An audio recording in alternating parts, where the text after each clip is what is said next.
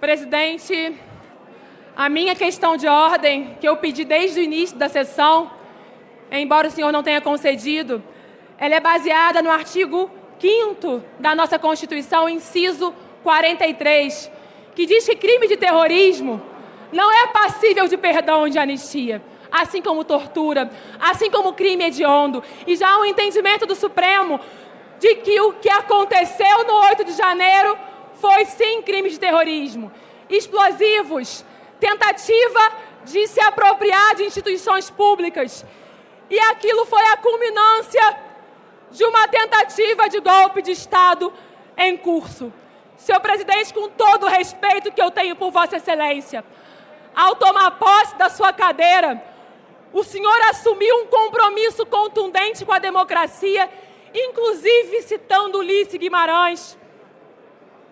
Veja, senhor presidente, mas agora o senhor está manchando a sua história, colocando para avançar nessa casa uma agenda inconstitucional, mas mais do que isso, uma agenda que fere de morte a nossa democracia. Nosso país viveu quase 4 séculos de escravidão e uma abolição inconclusa, numa luta do povo negro para ter direitos. Nosso país viveu mais de uma ditadura e viveu muitas tentativas de golpe de Estado.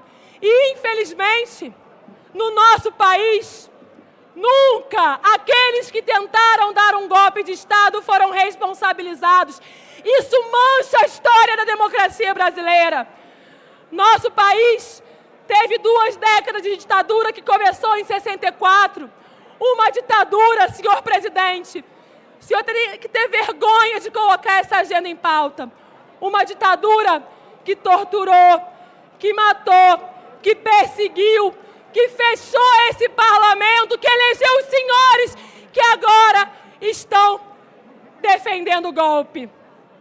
E essa ditadura que promoveu tortura em mulheres, mulheres gestantes, que torturou o meu avô, que torturou o nosso deputado Ivan Valente, que hoje está aqui defendendo firmemente a democracia. Terminou como?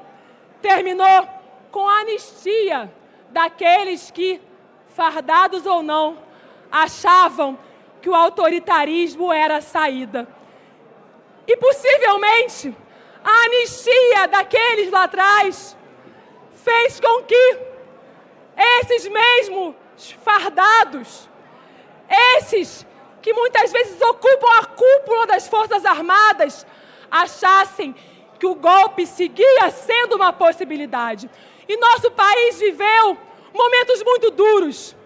O golpe contra a presidenta Dilma, a prisão ilegal do presidente eleito pelo povo, Luiz Inácio Lula da Silva, a execução política de Marielle, e viveu um governo Bolsonaro que deixou 33 milhões de famintos, metade da população convivendo com algum grau de insegurança alimentar, que liberou arma para todo mundo e que, quando perdeu nas urnas, se apropriou das instituições públicas para impedir a posse do presidente eleito pelo povo.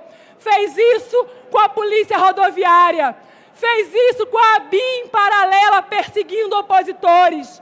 E depois também se organizou com a alta cúpula das Forças Armadas uma tentativa de, inclusive, matar o presidente da República, o ex-presidente, o ministro do Supremo.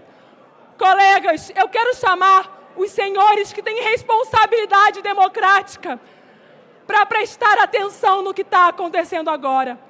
Pela primeira vez na história brasileira, diferentemente de todos os outros momentos de golpe, de ditadura, nós vimos os algozes da ditadura, os algozes da democracia serem responsabilizados.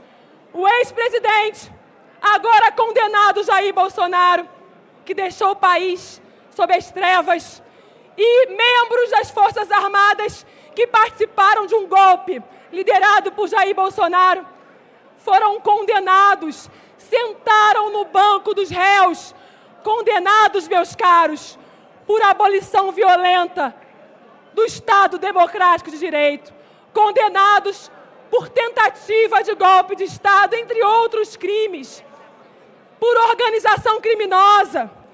E isso é histórico, isso é uma sinalização que nós não aceitamos mais autoritarismo, nós não aceitamos tortura e de que a democracia, meus caros, é o bem mais precioso do povo brasileiro. E isso não tem a ver com a esquerda, com a direita, esquerda na qual eu me localizo. Isso tem a ver com a possibilidade de haver dignidade no nosso país, porque um povo sem democracia é um povo fadado à dor, fadado ao silenciamento, fadado à censura. E nós não podemos aceitar que esses tempos que formaram a nossa história, eles voltem. E por isso, a responsabilização contundente que agora chega em Jair Bolsonaro, que agora chega em militares com 4, 5 estrelas, ela é fundamental para a gente aprofundar a nossa democracia. Uma democracia jovem, incompleta, que nunca chegou plenamente a territórios de favela, de periferia, mas é a nossa democracia, é a democracia da qual nós não podemos abrir mão. Senhor presidente Hugo Mota, o senhor está sentado aí, rindo, conversando, brincando, mas eu sinto muito,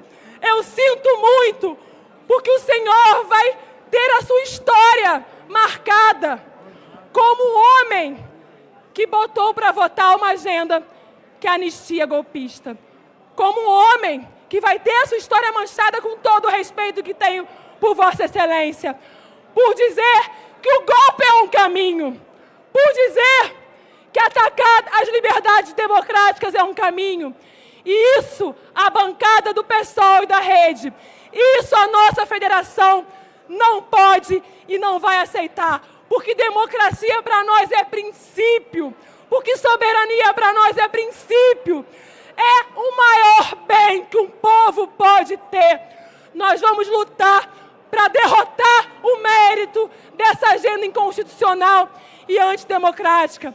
E mais do que isso, nós vamos lutar para aprofundar a democracia brasileira, para que todo mundo coma, tenha emprego, tenha renda, agendas que estão tão importantes nessa casa, mas que os senhores escolheram ignorá-las para avançar com um ataque profundo à nossa democracia. Ditadura nunca mais! Viva a soberania e viva o povo brasileiro! Sem anistia!